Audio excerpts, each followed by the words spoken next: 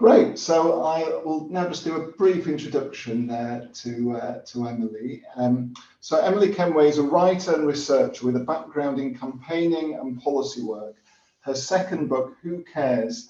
The Hidden Crisis of Caregiving and How to Solve It, weaves the story of her own experience of caring for her mother with in-depth research with carers from around the world.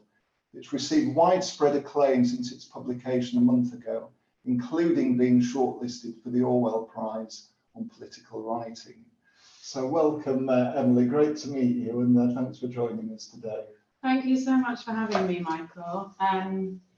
And, you know, before I start speaking about the book and doing 3 very short readings, I want to say in my notes here, what I have is a note that where would we be without Carers UK? And, you know, I sort of try not to speak too directly personally at sort of things which are being filmed, but I will say that Carers UK was a very important part of my support system when I was looking after my mum. I really didn't know anyone else who'd been through caring. You know, friends of mine do have parents who'd been sick, but they were children at the time, and so I just didn't have any peers that could recognise and understand the situation. We are going to have that happening throughout, by the way, if you can hear that as well. And so Carers UK's information, its support, its forums, and Care for a Cuppa was, as I say in the book, a lifeline for me, and I do mean that word. So thank you for having me here. So I'm going to just read, to begin with, a short bit from chapter 1. So there's a prologue which tells the very in-depth personal story of me looking after my mum who had cancer. But this is from chapter 1, trying to set the scene for what the book is about. We are only ever temporarily well, temporarily able, and temporarily young. Accident, illness, and old age will be part of our lives at some point, in our own bodies and in those we love. It follows then that we should also expect to be caregivers. In these pages, we're concerned with a kind of care for which there is no single word in our vocabulary. We can see this when we consider statistics, articles, or political speeches on care in general. They often combine different forms of care. Parenting is lumped together with caring for someone unable to perform tasks and activities because they're elderly, impaired, or long-term unwell. Or general parenting is excluded, but they combine paid and unpaid caregiving, as if the experience of a paid care worker is equivalent to that of a wife caring for her ailing husband, a child caring for a mentally unwell father, or me caring for my mother. Every time you hear about paid care workers supplied by private companies, by the government, or by a mixture of the two, pay attention to what's not said, those invisible spaces between shifts, where a family member is constantly on call, always the default, never able to define their own time. Who let the paid care worker into the house for their shift? Who called the local government or company to arrange the care in the first place? Numerous times during the process of researching and writing this book, people asked me what I meant when I said I was writing about carers. Did I mean care workers? Did I mean social care?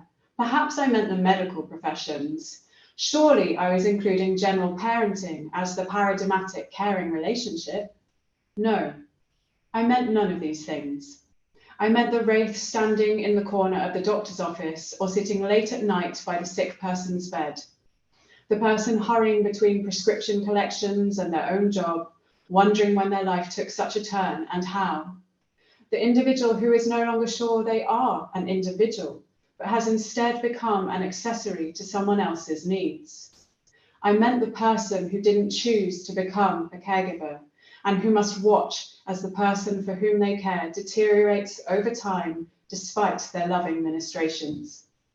I meant the millions of carers who were forgotten when governments were making priority lists for COVID-19 vaccinations, remembering to include essential workers, but forgetting at first the majority of those providing care, the quietly exhausted mass of carers. And it is the majority. Most care in the world today is provided by family and friends, not paid care workers, even in wealthier countries with welfare states. Every time someone seemed confused about my topic, I understood the importance of writing about it. So that sets the scene as to why I felt, thank you, why I felt that there had to be a book like this about this, really, you know, because of this direct experience. I was living it at the same time, and I was seeing its utter absence from kind of social conversations, from political conversations, everywhere. And so in the book, I tell my story, but also the personal stories of other carers who I met and interviewed for the book from all around the world, not just to kind of show the personal tales that we have, you know, not just to share the difficulties and misery that I'm sure everyone here is very familiar with, but also to really try to hit home that this is a crisis happening behind closed doors, and that all of the decisions that are being made at a political level have this direct impact on people's lives. And I wanted to weave together these very intimate personal stories with the research to make this political case for change.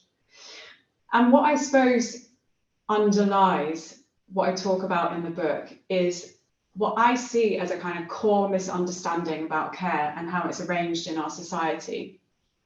So obviously we know that carers are invisible, basically. And I mean, even since the book's come out, I have so many more examples of that. So for example, I was writing an essay for a national newspaper about the topic, and the editor sent back the draft saying, I don't understand why you're writing about carers when, you know, most people are just put in care homes now.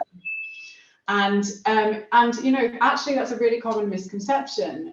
You know, there's about 400,000 people in residential care homes in the UK, and there are around roughly 6 million carers in the UK. So we just have to look at the numbers, but people don't know the numbers, right? So we know that carers are invisible. But what I noticed was that a lot of the solutions that are being suggested are essentially premised on the idea that you can get rid of family and friend carers, right? So a national care service, if you talk to people who haven't been carers, in their mind, they think, well, when it comes to my front door, I won't have to do it because there'll be a national care service. Or people who love technology and robots think that'll do it. Or people who love the market think that private companies will do it, right?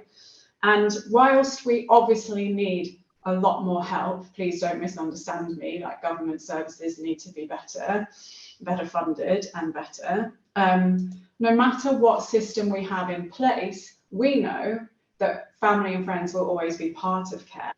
And I tend to say that that's for 4 reasons, which shouldn't need to be stated, but do. The first is the body. As I'm sure lots of us know, impaired and unwell bodies are really unpredictable. So trying to have a system, you know, paid care services need a planability. So you will always be needed around the cracks of that, even if you have quite a lot of provision.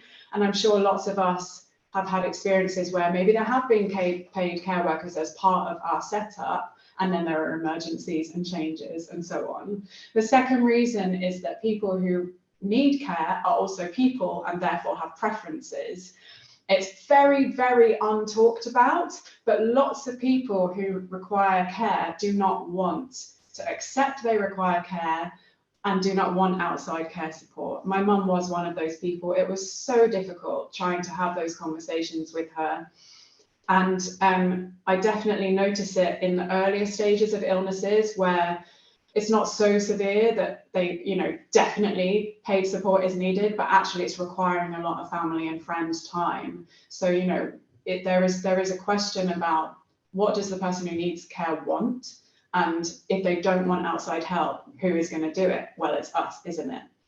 Thirdly, I'm sure lots of you do this. We have to be advocates for our loved ones, you know, even if we have paid care services. One of my interviewees in the book is a wonderful woman in Norway who has a son with Down syndrome and very high needs Down syndrome. And he is now in his early 20s. And she has so much support from the state, right? Compared to here, you know, it's a very different setup, and that's great. And Lena is her name. She also said, you need a first-class degree to navigate the bureaucracy and to access the services. And who is doing that? It is the mum in that scenario. It is the family carer, you know?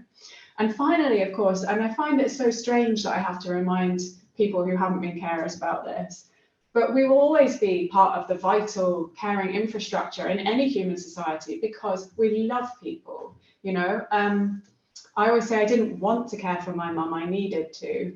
It wasn't a choice for me, and that's because I loved her. And I'm sure we don't want to be doing it under the extreme circumstances we're doing it under, but that doesn't mean that we're not part of a better picture too. So with this in mind, what I talk about in the book is that we have to have this deep and widespread shift in our cultural mindset from this idea of care as a sector. So you'll hear this, that people introduce me quite often, obviously not here, because Michael is an expert on this, but people quite often introduce me as like with her book on the care sector. And I'm like, what does that mean? Like, why do you need to add that word on? Like, what is it you think you're saying? You know, you're sort of suggesting it's this ring fenceable, separable thing over here that is about some people, right? And if you know, if you're a hairdresser or a lawyer or you work in a cafe, you're not part of the care sector. And instead, we need to be seeing it as what some feminist theorists have called as a species activity, right? It's a fundamental part of existence, right? We're humans, we get sick, we get impaired. We need to care and we need to receive it and we need to give it. So if you think that care is a species activity, how then do you design a society to be able to cope with that, right? This isn't, by the way, an argument that, well, it's just natural, therefore it's fine, that it's completely under-supported. It's a radical argument for change from the basis that this is going to be part of our lives and we should stop pretending otherwise and stop foisting it onto mainly women, you know, who pushing people into poverty and so on. So, you know, it's a whole book for a reason, and I'm not going to kind of go through the whole book, but I give a few examples of like immediately actionable things we could be doing, lots of which I know Carers UK would agree with. So a livable carer's income, obviously it's absolutely insane to be pushing people into poverty just because they care for people. Normalizing part-time work is something I talk about in the book, and I don't mean for women, I mean for all humans, because in this species activity world, all humans are going to both be living lives of purpose, which, you know, if they're lucky is what they do at work, not everyone does, of course, and caring. So normalizing shorter working weeks would immediately unleash extra capacity for care, take the pressure off those of us who were doing it alone. One of the crucial things to pay attention to is the family, right? The family has become smaller over time. We have fewer children. We're more geographically dispersed. Middle-class women are working now, and they weren't previously, so they were kind of like free care labor. And our family has become a structure that is too small and too fragile to hold the weight of care, right? So many people are lone carers for this reason, and also that they have people in their family who aren't pulling their weight, of course. That's always present. And I talk in the book about the need to reimagine family in this context, right? To think about families of choice. So what we can draw on here is the history of other movements. So in the LGBTQ community in the 80s, during the AIDS pandemic, lots of people had been excluded from their families for being gay. And they also needed care because they were extremely unwell.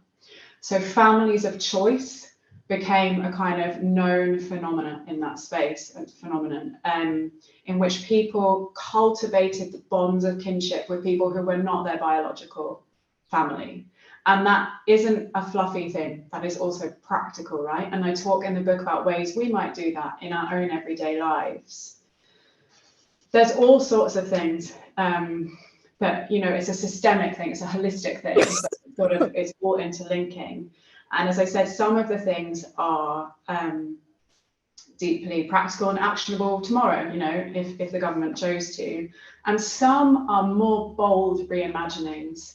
So I'm just going to read you a little excerpt of one of those bold reimaginings because I love it and because it's nice to imagine a very different future. And it could be one that's not too far of us put enough energy into it. So on a hot day in June 2021, I took a train and a bus from my London neighbourhood further north to find out about a different and better way of living. It wasn't supposed to be an especially warm day, but the English weather likes to surprise, and I was glad I'd chanced bare limbs. This journey was precious to me. Since my conversation with my mother about our isolation, I'd been voraciously researching ways of living in community. It had brought me to the Older Women Co-housing Project, happily located in the same city as me, and I was on my way there, feeling my mum's presence with me, though she'd died months previously. From the outside, the Older Women's Co-housing Project, pronounced ouch, looks like a normal, stylishly designed new complex of apartments. 25 brick apartments with handsome dark grey balconies overlook a shared central lawn with private gardens around its edge. There's also a shared co-house for communal gatherings, such as the weekly meal together, an occasional film club, or meetings about running out in general. The project has received a slew of awards for its design and architecture. I was welcomed at the door by Maria Brenton, a charismatic expert on co-housing who supported Ouch to its realisation. We sat together with residents Jude and Charlotte, having tea and chit-chatting as I marvelled at the lovely gardens and learned about their way of life. Co-housing allows people to choose a group with whom to live in proximity, sharing space and facilities that they collectively determine and control while still having their own private home. Unlike in many retirement villages or care homes, their needs are met by other community members, not outsourced to paid care workers. This isn't to say that members are each other's carers per se. The women of Ouch are clear that they aren't and won't be. Their policy on the subject is the group undertakes to look out for rather than look after each other. Where an individual has care needs, she's expected to have arrangements in place to meet them. While this creates a clear requirement for people who have acute care needs, I suspect it's also a product of what we think when we hear the words carer or care. Circumscribed within narrow concepts of the family, it comes to mean someone who does everything, often to the general detriment of their own life, and who is probably very overwhelmed and stressed. It's a concept that is also highly medicalised, thanks to the global trend of reducing the length of hospital stays. But probing further, the Ouch way of living means that a lot of care does take place. We have health buddies, Charlotte tells me. She and the neighbouring women on each side of her have each other's house keys and family contacts. And she says, if anything's needed in the middle of the night, I would know without hesitation I could ring their doorbells. It's like having this extra layer of support. When Jude broke her arm, this way of living meant that there wasn't only one person who helped her, but many. And sometimes they've done rotas to provide support to one another. The shared resources of Ouch aren't only the common house or the central lawn then, but also these acts of care. So in the case of that project, what we actually see is that people have fewer health issues over time and they heal from things better because they've actually got all of these people around to create this structure, you know. And if you try to extrapolate from there and imagine what that could mean in our lives, I mean, I know I was a primarily lone caregiver. I have to speak to America a lot, that's why I switch between the two. And, you know, my God, a situation like that, I cannot tell you how different that experience would have been for my mum as well, you know, for her outcomes of her treatment and so on. And so to kind of finish, in the book, what I talk about is this kind of systemic layering that could change where we are now. And I encapsulate that as what I call a commons of care. A commons being this idea of something we all create together and actively input together and can draw on in times of need. And my final little bit that I'm going to read is a very short bit from the conclusion, very near the end. I thought would be a good note to end on.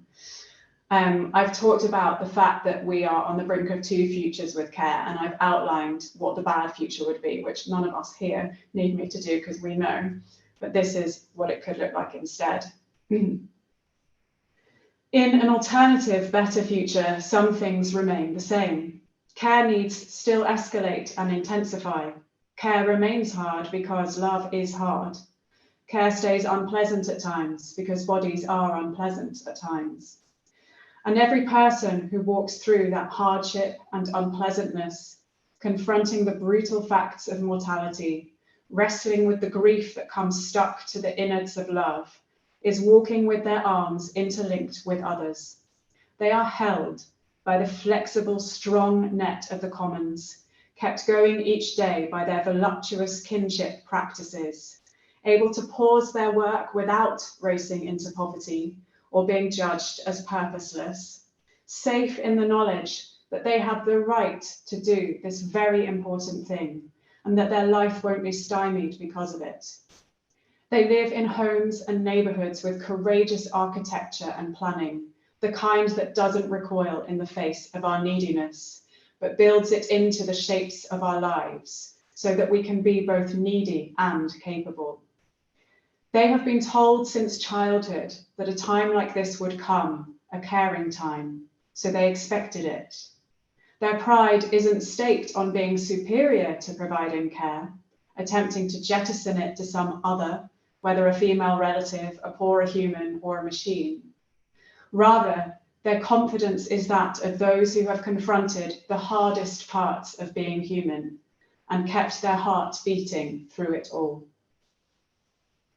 Fantastic. Thank you so much, Emily. That was really powerful reading in terms of the issues you've highlighted, but also, you know, what needs to be done about caring and to support carers more, not just in the UK, but across the world as well. And so we'll open it up to questions or reflections. You may want to share your own experiences from issues that Emily's highlighted. But just before that, I just wonder if I could ask you, so you talked a little about referring to caring for your mum, and I just wonder at what point you decided to write the book. Was that while you were caring or after your mum passed away?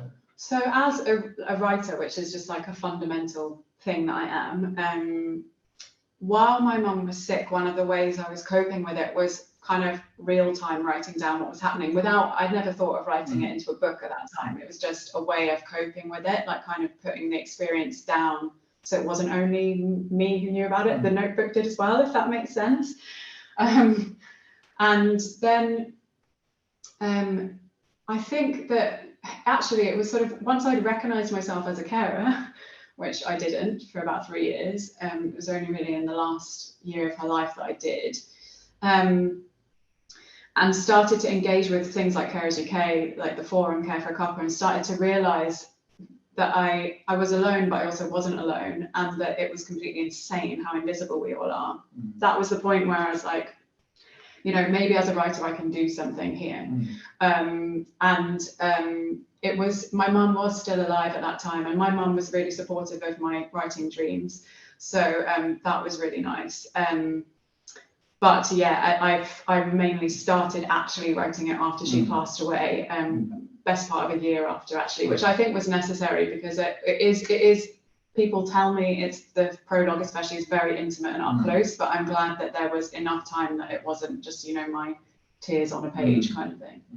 Sure. Okay, thanks, Emily, and thanks for some of the posts people have been putting in the chat as well. I did see there was you referred to being invisible and kind of on your own, and Alison said, yeah, I've never felt so invisible to the rest of society as I do since becoming a full-time carer.